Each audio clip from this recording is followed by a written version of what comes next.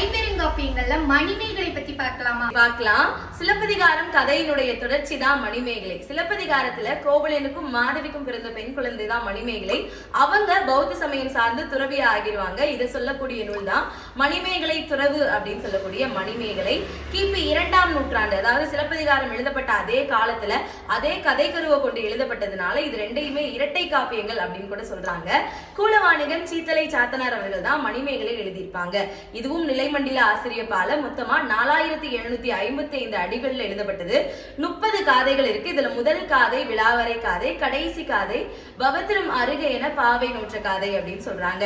So பெண்மையை முதன்மைப்படுத்தக்கூடிய ஒரு புரட்சி காப்பியமா இது இருக்கு. அது மட்டும் இல்லாம இதுக்கு சீர்திருத்த காப்பியம், சமய காப்பியம் அப்படின்னு சொல்லிட்டு நிறைய பெயர்களும் கொடுக்குறாங்க.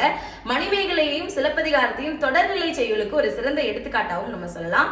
இதே மாதிரி ஐம்பெரும் காப்பியங்கள்ல இருக்கக்கூடிய அடுத்த நிறைய நூல்களை நம்ம பார்க்கலாம்.